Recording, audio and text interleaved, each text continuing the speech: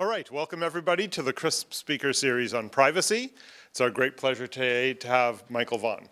Micheal is the policy director of the BC Civil Liberties Association, which, counter to its name, actually protects the civil liberties of all Canadians, not just those in BC. And you might have seen in the news just a couple of weeks ago, they won a very big and important case about limiting solitary confinement in prisons in Canada. So we're excited to hear her talk today about the Canadian milieu of surveillance. Yeah, thank you. Let's welcome Micheal. Oh, thanks. Thanks, nice to be here.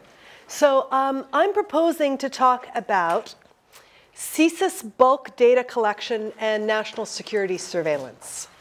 That said, I'm very happy to, especially in the time that I leave at the end, to field questions about civil liberties issues writ large or privacy issues writ large or things that have happened with our association, including the big solitary confinement, constitutional challenge, whatever's on your mind in relation to that. I'm happy to open questions up to that. What I'm going to cover, what I propose to cover, because I'm a little bit loose about these things, is this. I want to set the stage to talk about mass surveillance activities that are occurring among the Five Eyes partners. Again, just give you a big catchment for that. Talk about how comparatively little is known about Canadians' mass surveillance practices.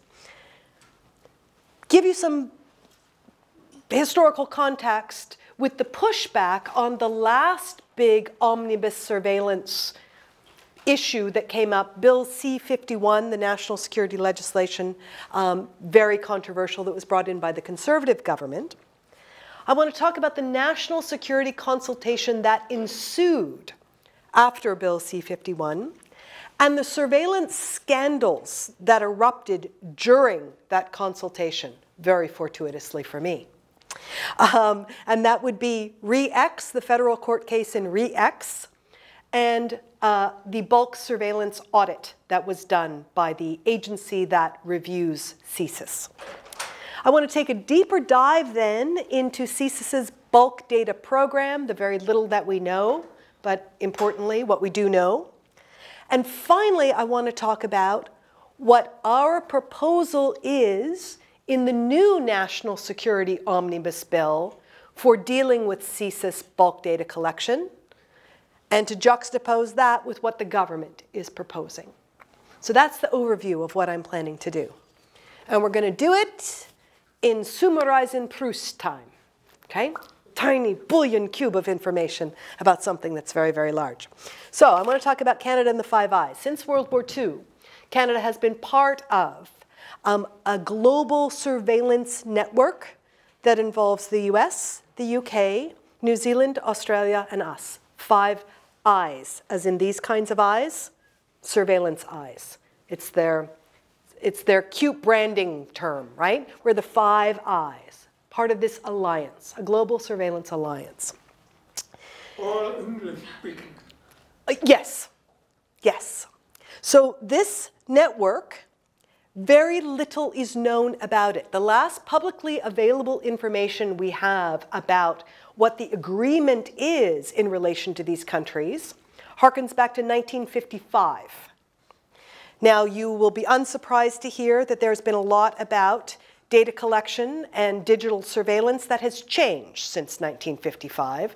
So we are largely in the dark about this.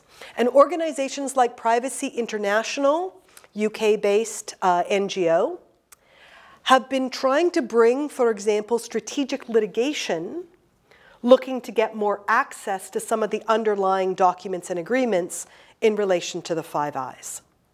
Now, we are part of bigger sets of eyes. I didn't know until just recently that there are other numbers of eyes that we are in alliance with. We are part of the 9 eyes, the original 5 plus 3, 4 other, I can count, 4 other European countries. There's also a 14 eyes, even more European countries, right? So there's concentric circles of eyes, but it's a given that the original five, the Five Eyes of which we are a part of, are a particularly tight alliance. And let me put it this way. If this were a song, this alliance, we are not dictating the tune, right? We are not. That would be the US with some UK. US and the UK are dictating the tune. We are singing the harmony in this song of an alliance. And that's important for us in part because Canadians know very little about the surveillance that their own intelligence agencies are conducting upon their citizens. We don't know very much. Comparatively, we know more about the US and the UK, thanks to factors that range from Edward Snowden to strategic litigation. So ongoing revelations, for example, about what the NSA is doing in the United States, extensive information that has come to light because of, again, Privacy International and other organizations, strategic litigation in relation to mass surveillance in the UK, has given Canadians some fodder for speculation about our own national security agencies and what they might be doing in relation to bulk data of Canadians. So it's clear, for example, that the UK security intelligence agencies have been collecting vast troves of data, including governmental records and commercial records, on millions of UK citizens. Information includes population data, travel data, passport data, financial data, communications information. Some of this data is publicly available. Some of this data is purchased, and some of this data is acquired covertly. And this has been going on, we know, since the late 1990s, at a minimum, despite assurances from the UK government to its own citizens that it was doing no such thing. US, we also know similar stories of what we said wasn't happening and what was in fact happening. It is very difficult to imagine that Canada would be an exception to this pattern in the Five Eyes. So let's talk about Canada. There are lots of programs and institutions that are involved in Canadian national security intelligence. For the purposes of this talk, I'm going to be focusing on Csis, which is the Canadian Security Intelligence Service, aka our domestic spies. I'm also going to be talking about the body that reviews the activities of Csis. And that body is the Security Intelligence Review Committee, CIRC. Csis, the intelligence agency, CIRC, the body that looks into their otherwise secret activities to see whether they are operating within the law. Okay? That's what I'm going to be focusing on in relation to bulk data. Besides the RCMP, our Federal National Police Force, the other big operator in security intelligence is the CSE, the Communications Security Establishment, which does signals intelligence. So that's Canada's NSA, is the CSE.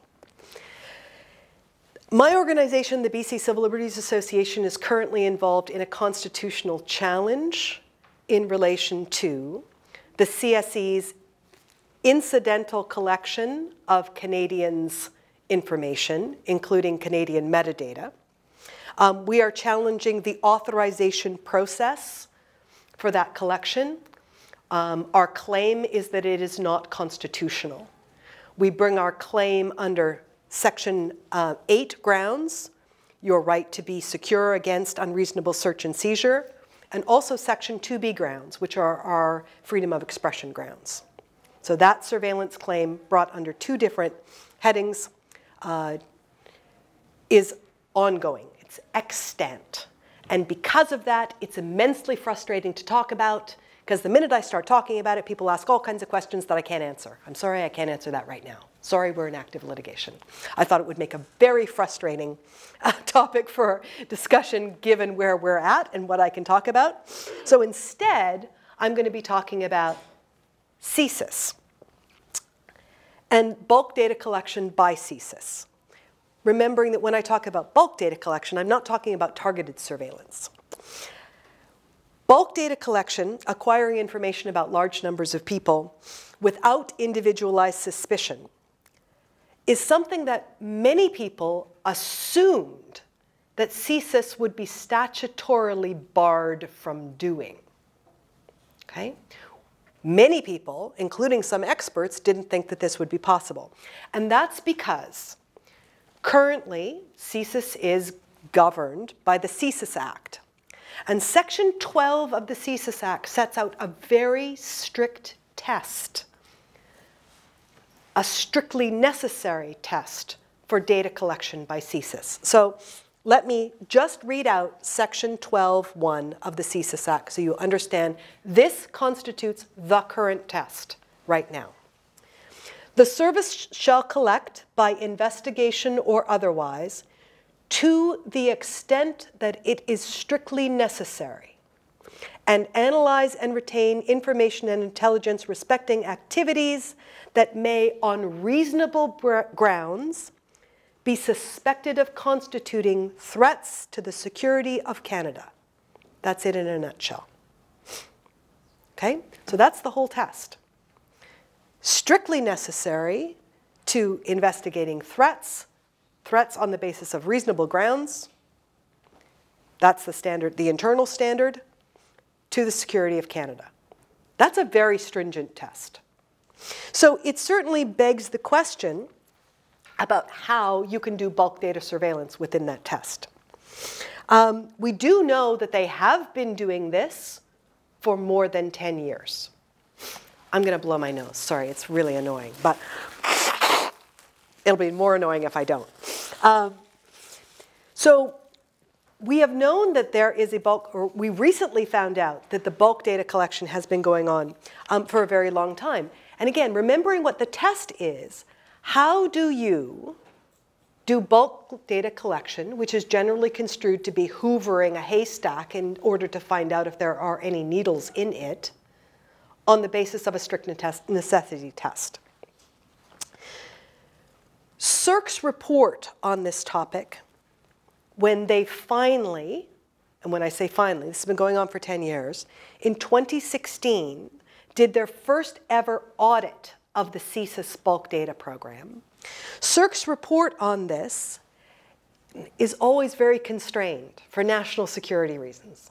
When they report out on what they're able to review, they give what many people feel justifiably is a very terse report.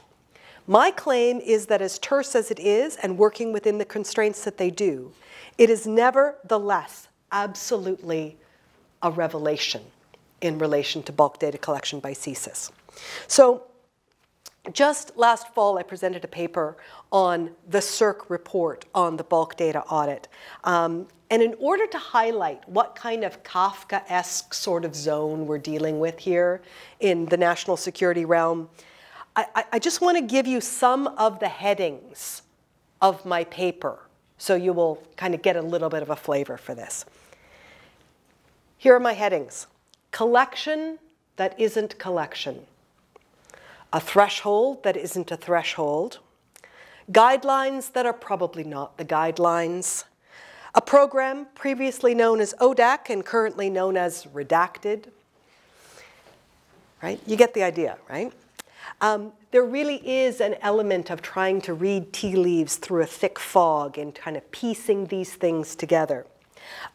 However, as I say, my position on this is, despite this, a very careful reading of the oversight bodies, certainly their most recent reports, is nevertheless very, very rewarding.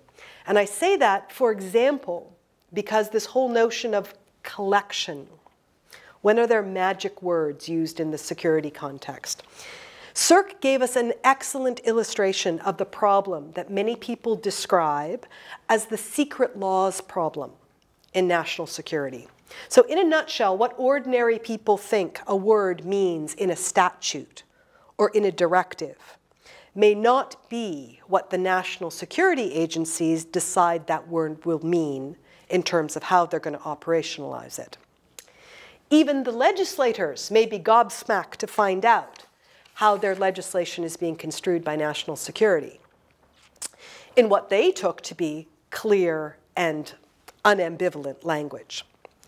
Further, it may take a very, very long time before we unearth these interesting interpretations. So that is something that we say amounts to secret laws. And secret laws and secret interpretations that amount to secret laws can occur because national security organizations take the position that their interpretation of a given word in a statute could constitute something that is governed by solicitor-client privilege. So they shield it with that form of privilege. We dispute that that should occur, but that's one of the claims. And of course, national security privilege is another claim that it's we could have a whole discussion about how difficult it is to get around that. So two different claims of privilege may shield these secret interpretations from being vetted. But one of the things that we've learned from the CERC report is exactly this question of how collection has been defined in relation to bulk data. So let me tell you about that. Csis has a bulk data collection program. One of the ways it has justified that collection is by claiming that there are two kinds of collections that they do. One kind of collection they say is not collection, right? The collection that isn't collection. They say that there's certain data that they can acquire without collecting. It's a good trick. National security agencies are very specialized in these sorts of interesting, otherwise existential dilemmas. We acquire this without collecting, they say, because this catchment of data sets are publicly available and openly sourced. So that was their claim. So we have two different kinds. For this kind, which they call the referential datasets, which they say they only use to assist in identification of actual targets, that's what they say. These referential datasets are publicly available and openly sourced, so we don't collect them for purposes of the Csis Act. So the first thing CERC does is talks about this notion of collection that isn't collection. And they say, okay, as a principle, it is possible that you have acquired them without collecting them. And we can imagine what a purely referential data set would look like. It would look like the phone book, right? If you look in the phone book, we might be prepared to say you've got some kind of a data set that you haven't collected, okay? We'll be willing to go along with that. Now, they don't tell us whether the phone book is included in this data set. What they do say is, acknowledging that there could be such a thing, our audit finds that what is in this pile is not that. We disagree that all the data that you've collected here is publicly available, query what that might mean, and openly sourced. So even according to your own criteria, we are not satisfied that you have satisfied the criteria that you've developed for this special catchment of collection that isn't collection. Okay, so that's one side of the ledger. The other side of the ledger, and this gets us to my chapter on the threshold that isn't the threshold, is what they call the non-referential data sets. So these are bulk data that they collect on a wide variety of individuals that Csis does not dispute that it is collecting, right? So if it's collecting, it's supposed to be under Section 12 of the Csis Act. Strict necessity test. CERC's finding in its audit about the non-referential data sets of Csis, the findings are contained in a single astonishing sentence. I'm going to read it to you. Despite this, they say, and I'm just going to bracket, this means Csis agreeing that Section 12 applies to this data set, these series of data sets.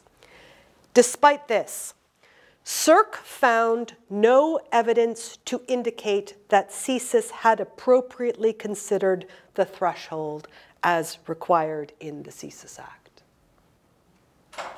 Okay, read that again. CSIRC found no evidence to indicate appropriate consideration of the threshold. Very important, as I say, to pay careful attention to the language in these reports. This is not a matter of disputing how the threshold was interpreted, how a threshold was interpreted and applied in certain cases. This is a case of there being no evidence that Csis had even turned its mind to answering the question of how it was going to meet the threshold. And in my contention, it is arguable that this is a failure so vast and otherwise inexplicable as to at least suggest a contempt for the appropriate legal standard. While it is never stated expressly in the CSIRC report, it is an inescapable conclusion of the CSIRC's finding that a very large amount, and I say minus the phone book, possibly all, of Csis's bulk data holdings were not acquired lawfully. A program essentially unmoored from law. So in my view, this is a light your hair on fire and phone the Globe and Mail moment, right? Which is exactly what I did, minus lighting my hair on fire. So I do, in fact, phone the Globe and Mail and go, have you read the CSIRC report? Do you understand the ramifications of this? That's what I do to try to get something going there. And can I just say, the way that the politics of advocacy work, the CSIRC report did the bulk data audit, and it was not the headline audit that they did. They also did an audit of Csis's new disruption powers, one of the most controversial aspects of C51. So all the headlines went over here. Meanwhile, bulk data, which I happen to think was the real story, there was no oxygen in the room for that to be the main story about what CSIRC had reported about Csis. So instead, we got, as I say, some coverage of Csis's disruption powers, but we didn't quite get enough leverage under this story to bring it to national prominence. That's okay, because there's another scandal coming down the pike, and I'm going to tell you about that one. So I just want to pause here, because there was a lot of nodding when I mentioned C51, but I just want to make sure we actually know what sort of trajectory we're on here. C51, everybody knows that branding, is the Anti-Terrorism Act 2015. So that act introduced new language, new concepts, new thresholds into Canada's national security landscape, so different than what had preceded it that many scholars felt that these changes marked C51 as a singularly radical rewriting of long-established national security principles and practices in Canada. The public's response was very negative to C51. I don't know if you remember, when it first came out, there was public polling almost immediately that showed something in the realm of 70% of Canadians said, yeah, that sounds good, let's tighten all this up. And then they learned what was in the bill. And there was such a whiplash, a massive reversal of that. We saw thousands of people in the streets. And again, primarily on two big aspects of C51. One, new disruption powers for Csis, which has classically been, and importantly been, intelligence gathering only, not a policing agency, not a secret police. And the massive scope, the new scope for surveillance powers that were found in Bill C51, which is currently law, by the by. Anti-Terrorism Act 2015 was enacted. So the domestic surveillance concerns were very much at the heart of what many people came out into the streets on C51 about. And that was captured in a, again, C51 being a massive omnibus bill, a freestanding statute within that omnibus bill called the Security of Canada Information Sharing Act. SCISA. Where would we be with that acronym? SCISA. that act empowered a large number of federal agencies for the purposes of national security, defined as we have never seen national security defined before, to share information.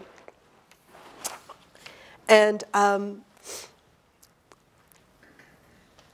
can say, this is interesting, there, just as an aside, since that legislation passed, oversight reports have actually indicated that there has been surprisingly modest use of the Security of Canada Information Sharing Act, which is very surprising, I think. But if you'd like to know where CISA is being used, we see again from the CERC report, they extract, primarily CISA has been used to extract data from 2 government agencies, Global Affairs Canada and the Canada Revenue Agency, for those of you interested where we are using those powers.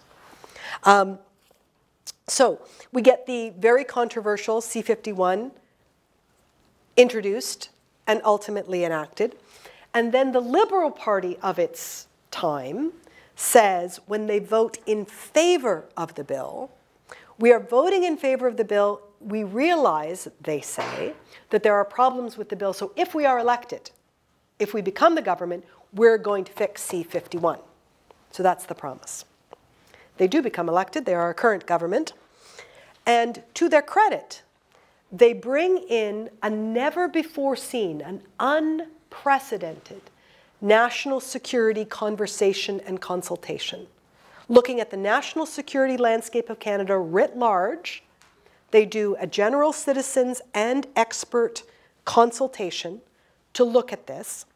And as I say, it was during this consultation that not only did the CERC report come out with the first ever bulk data audit, which got, again, not enough oxygen to really pump it up to the level of front page news, but we also had during the consultation, the bombshell of the federal court decision in Re-X. And that was a decision that found that Csis had breached its duty of candor to the court for 10 years in relation to illegally retaining Canadians' metadata in violation of the Csis Act. Okay? Again, how long have these programs been going on? How long has Section 12 been interpreted expansively? A minimum of a decade. Now, it's worth noting that this is not the first time that Csis has found a lapse in its duty of candor. When you are a lawyer before the court in what's called an ex parte application, so as most search warrants are, right?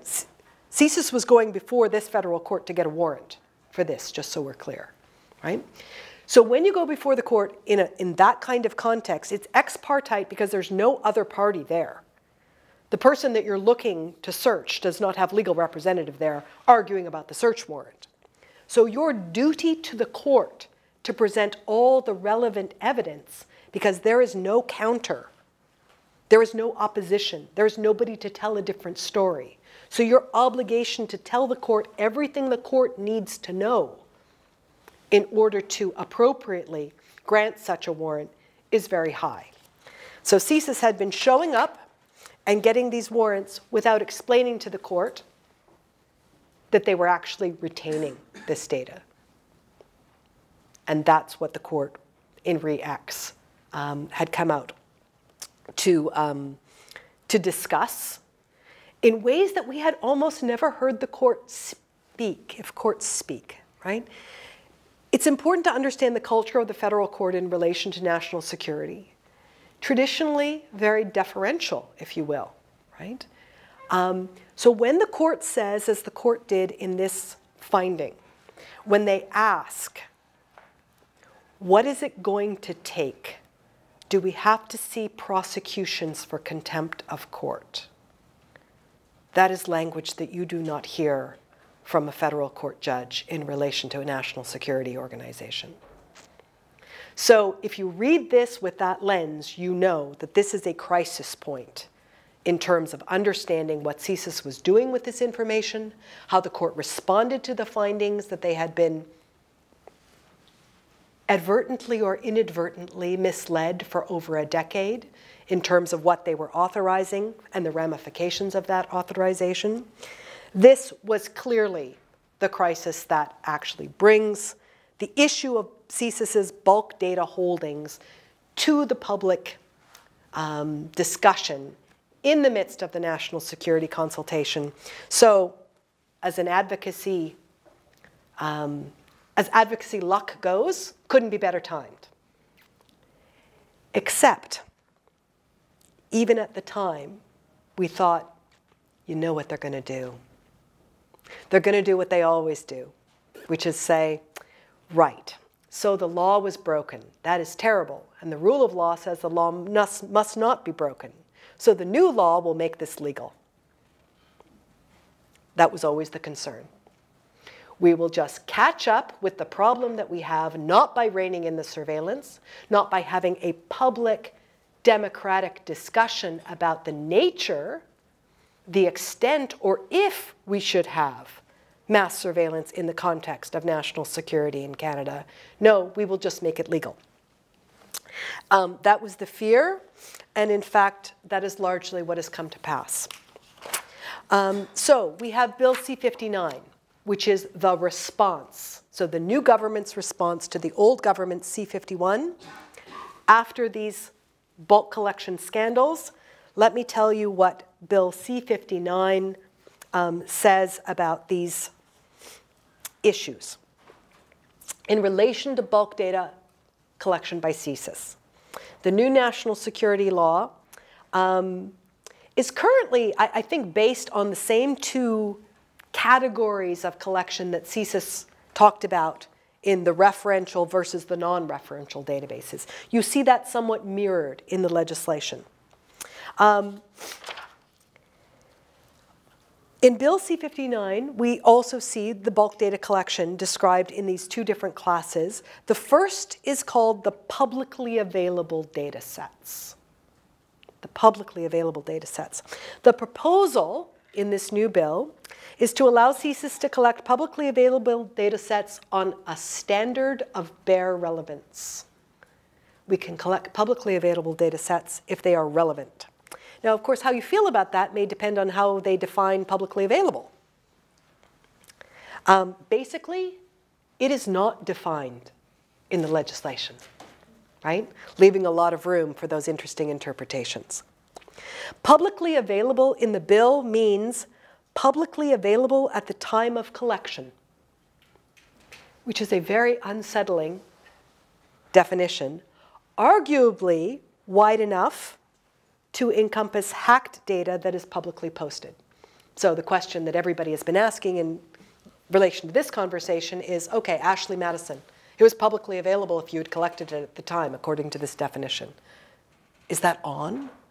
Is that seriously what you are trying to encompass in this definition, to be gathered by national security intelligence on the notion that it might be barely relevant? So anyone I know who has, well, not that I know personally, anyone I have seen make a submission on this topic to the parliamentary committee that is currently studying this bill has said that this definition of publicly available in relation to Csis has got to go, right? Except Csis, they argued something different. Now, with relation to what's loosely analogous to the non-referential data sets, the bill defines this as information. It calls this catchment the Canadian data sets. It's a defined term, the Canadian data sets. And the defined term says that the Canadian data sets are expressly acknowledged as information about Canadians that is not directly and immediately in relation to activities threatening the security of Canada. So even within the definition of the Canadian data sets, think how far we've come from Section 12 of the Csis Act. Strictly necessary to the mandate, security of Canada, right? Okay, these Canadian data sets expressly are not directly and immediately relating to those activities. Not only have we come from that place, but we have Csis collecting this information not relating to those activities, not on a standard of strict necessity, but again on the standard of relevance. Okay? So I want to insert here a note that we've yet to discuss about C59, the new omnibus bill, the response to C51. C59, if you've heard anything about it, of course you may be studying it and know many, many things about it, but if you were simply reading the newspaper about it, what you might have heard is that it brings in a new accountability architecture for national security. And by the by, this much is true. It does. Canada is currently shockingly behind the curve in terms of accountability in relation to national security. So however justified we may be in talking about or initiating a critique, for example, about the US FISA courts, their Foreign Intelligence Surveillance Courts, they have them, right? Versus Canada, we don't. So where you're getting authorizations for much of the bulk data, what we're talking about, for example, in our CSE challenge, is that's all on the basis of a ministerial authorization, also known as one guy, right? In a secret, usually secret directive piece of paper over to the National Security Intelligence. Done, right? So comparable countries have a much more elaborate review, oversight, accountability architecture than Canada does. So we are playing catch up in C59, and that's good. Two key innovations that are being introduced with C59. One is, again, the acronym will be NSIRA, which is the National Security and Intelligence Review Agency. We've talked about CERC in its relation to Csis. The impetus behind NSIRA is to be a super CERC, right? It will do this intelligence review for intelligence bodies, intelligence agencies that are all working together. Currently, we have some limited, with gaps, siloed review. And since the Arar Commission, there has been a cry for integrated review, because what happens when you have siloed review is anywhere that you take your query, you hit the border of where a different agency is handed off, and you have no more review, right? I recognize this very much. I was talking about this with some students this morning about mega events when we were trying to work with the Olympics in 2010 in Vancouver. And you would have these agencies come together in sort of a mishmash, right? A new formulated federation of agencies for the purposes of mega event security. We've got Csis in there, we've got CSE, we've got the RCMP, we've got the local cops, we might have some, we've got bits and pieces all over the place. And you say, okay, now we want to know all that data that that entity collected, where did it go? But it disbands when the mega event is over, and it's as if it never existed. There's no mechanism for accountability and review of this integrated entity, because any one of the bodies that has jurisdiction can only do their agency. So NSIRA seeks to remedy that, which is good. There's also an intelligence commissioner, a new office that would be created with essentially an expanded mandate with what is currently the CSE commissioner, but also has a critical role in reviewing some of Csis's activities in relation to bulk data. Okay, so new mechanisms for accountability, and that's been the good news story about C59. One of the main points that I've been trying to hammer home, and was in Parliament last week as part of testifying on C59, to try to hammer home that this good news story is masking a bad news story. So the good news story is we have a new accountability architecture. The bad news story is that we have plummeting thresholds for legal mass surveillance of Canadians. So instead of reining in surveillance, this new bill's accountability framework will actually be providing primarily an official seal of approval for bulk data surveillance of Canadians, not a means of restraining it, but a means of approving it, because the legal standards have all fallen. So I just want to point out what we know from both RE-X and the 2016 CIRC report on the audit is that Csis uses its bulk data in multiple ways.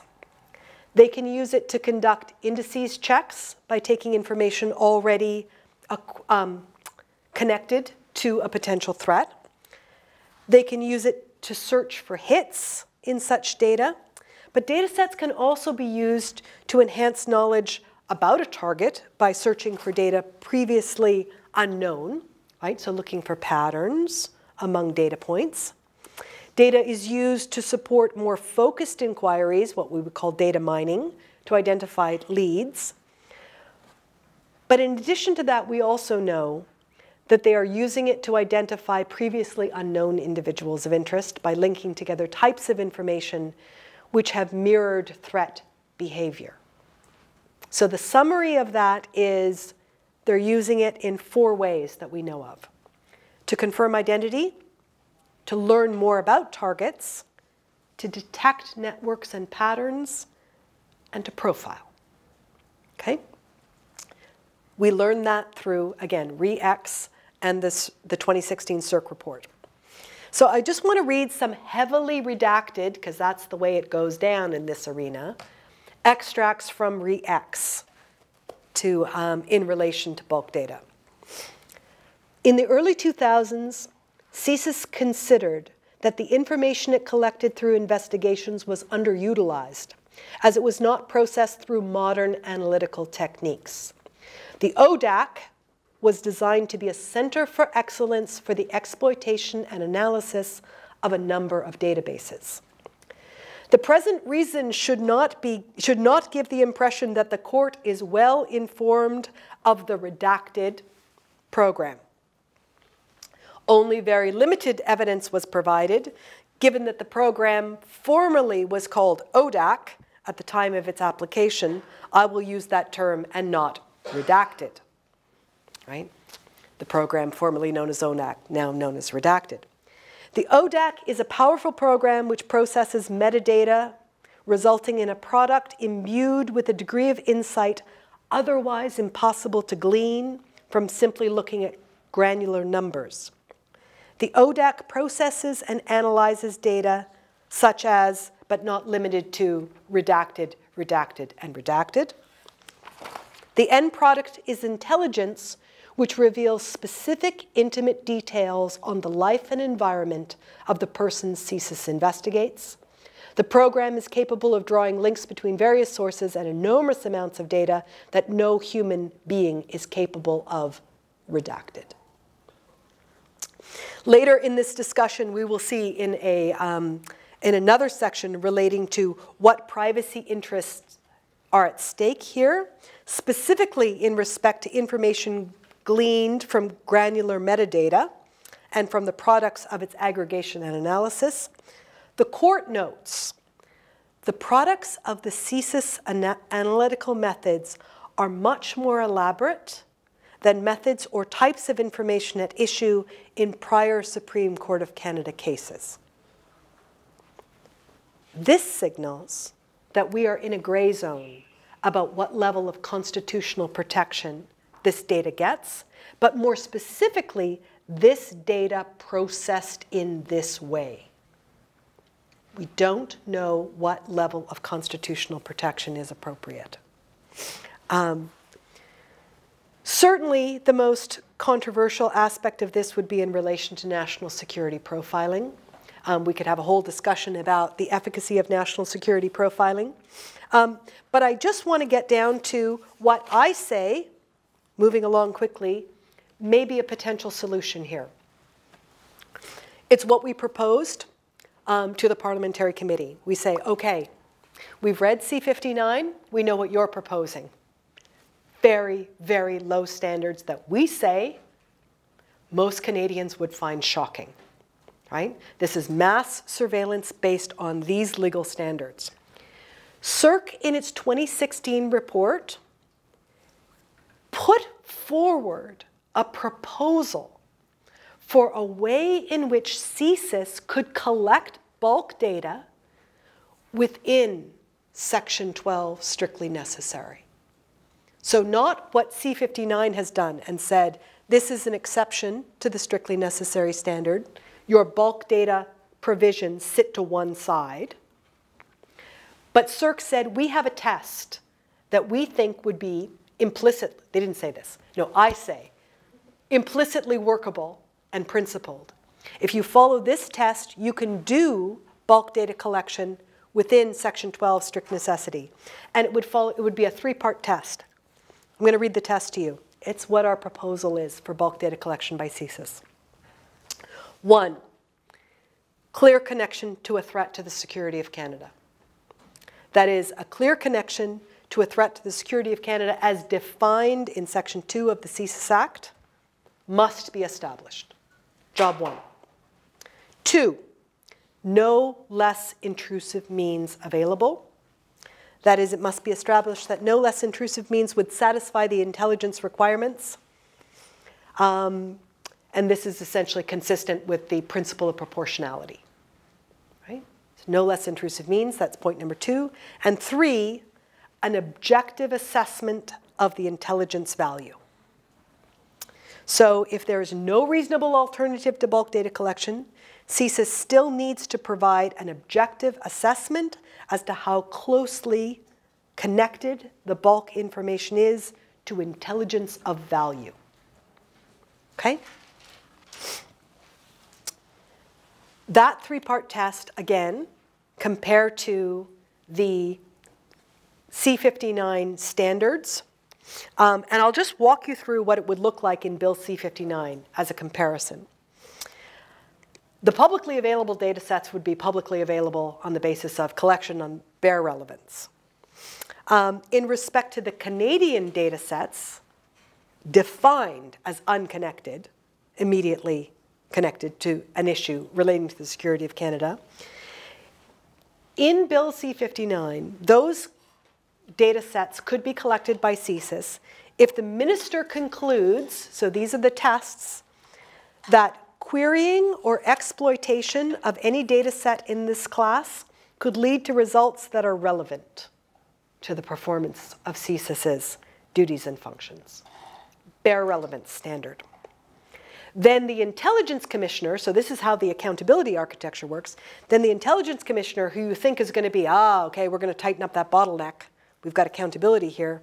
No, all the intelligence commissioner does is reviews the minister's authorization and determines whether his finding is reasonable. Is it relevant? Is relevance reasonable? Good. We're done here. That's the standard that Bill C59 proposes. So we've said, and I say implicitly, CERC has said, there's a way to do this within strict necessity, and that legal test is surely a better way to rein in mass surveillance than what C59 does, which is, again, the good news, bad news story of plummeting standards for mass surveillance of Canadians with an accountability architecture that many people here intuitively must mean the architecture will rein this in when in fact what it will do is rubber stamp the already plummeting legal standards that institutionalize and post hoc legalize the illegal surveillance that has been going on in Canada for more than 10 years. Those with a little bit of speeding at the end constitute my prepared remarks. We've got about 10 minutes for any questions, concerns, or comments in relation to that or anything civil liberties-wise. Yes? Thank you. What is the makeup of CERC? Like how independent is this body?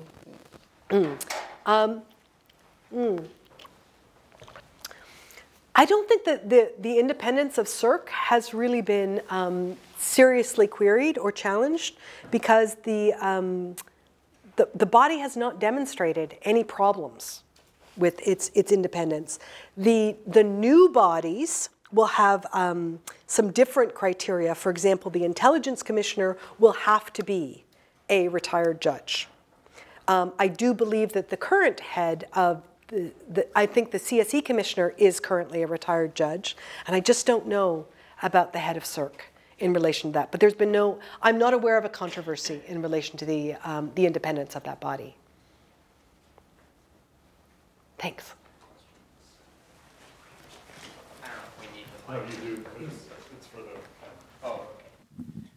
So it's kind of an open-ended question, but you mentioned if you do have the stricter standards you're talking about coming from the, not coming from Bill 59, but otherwise.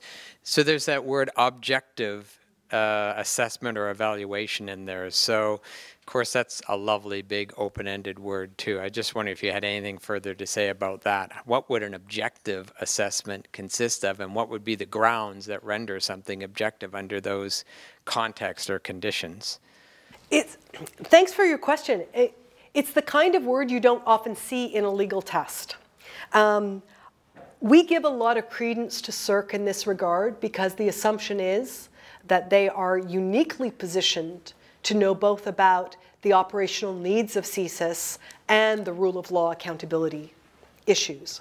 So I think that the importance about using the language of objectivity is that when you get the review bodies that have to look at whether you've met the test, you actually have to provide some evidence of it. So it's like showing your reasons. I need to see your work. Where did you come to this? What is your evidence for this being something that is of intelligence value? You cannot merely claim it, which is the national security problem. We claim there's a security issue, ergo we do X.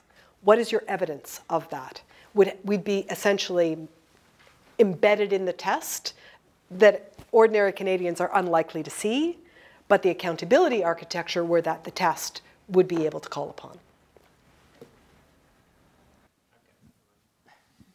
I'll throw in one first. Okay, so on the definition of collection, so this sounds like yet another redefinition of the word collection. So in the US, we've seen they redefine the word collection to be that when they, what we would call collect, they call acquire the data and stick it all in their databases, no collection has happened according to them. The collection happens when an analyst types a query onto that data set. And so that seems like a totally different redefinition of the word collection than we use in Canada. We, the surveillance entities use in Canada. I find it interesting that even within the Five Eyes, they don't use the same trickery. Yeah, well, I think one of the things is we're not sure that that the way that we've seen this be unearthed with the NSA. So taking is not collection, only looking is collection, right? Again, not very intuitive. I'm not sure that Canadian intelligence aren't using similar rationales for how they do this. This piece of collection that isn't collection could simply have to do with publicly available data sets. There are all kinds of things that we don't know. So yeah, I'm not sure that it is inconsistent. It could be an and instead of an or. But again, this is the muck and murk you're dealing with. We would like to propose that although some solicitor-client privilege will clearly adhere to advice that intelligence agents are getting from the Justice Department, that the definitions and the operational issues in relation to those definitions should never be allowed to be shielded by privilege, or if they were found to be available to be shielded by privilege, that privilege should be waived in the name of the democratic rights of people who are to understand what our laws mean, including the legislators, right? I mean, it's a shocking level of shielding of what should be a basic rule of law issue. So yeah, how often, how many different definitions you can have of the same word, depending on which statute it appears in and how you construct it. I don't know that there's any limit. I really don't.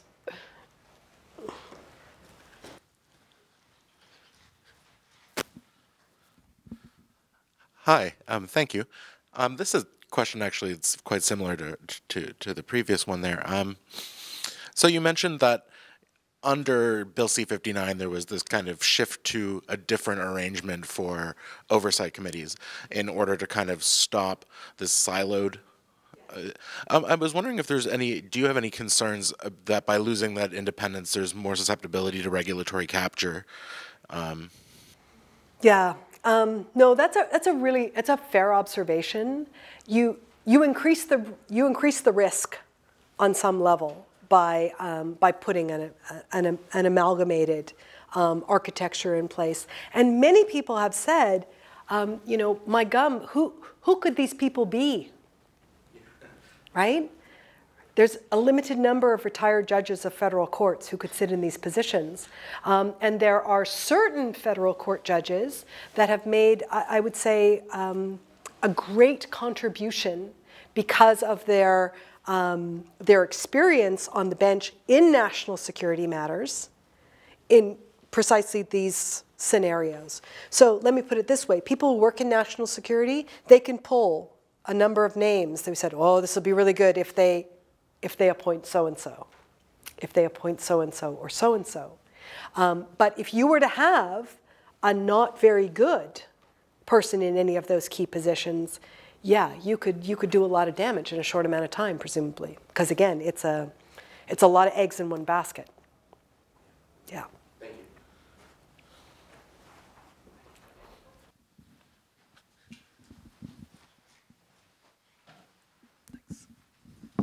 Yeah, so you mentioned that like when Bill C-59 was introduced, that you have the super circ body that tries to look at accountability for data collection between multiple agencies. So I'm curious as to how we can step that up to the international level, because we have the Five Eyes, right? So how do you introduce accountability when Canadian data is shared to NSA? Yeah. Now, if I knew the answer to that question, the problem with the Five Eyes, to give one example, is not going to be a problem that's easily solved. We have done more international joint advocacy than I've ever seen in my career in the last 5 years, usually in relation to just these sorts of things. So there are a number of Canadian NGOs that have signed up with a number of American and UK NGOs calling for, writing letters to ministers about these very issues. How are we going to get at this? How are you going to satisfy us? How are we to know and have democratic accountability around these things? There might be some small, I don't want to sound too hopeful because there's no cause for that quite yet. Bill C-22, which is the parliamentary committee that does national security, so a dedicated committee of parliamentarians on national security issues. They're going to be able to tell the public very little, but what they themselves can call upon in order for an adjudication and some accountability through a parliamentary mechanism, again, could be more, more detailed than we've seen before. Again, incremental steps, doesn't sound like a whole lot, but there is a push for what it's worth. Okay, I'm afraid we're out of time. Let's thank the speaker again. Thank you. It's been good to be here. Thank you.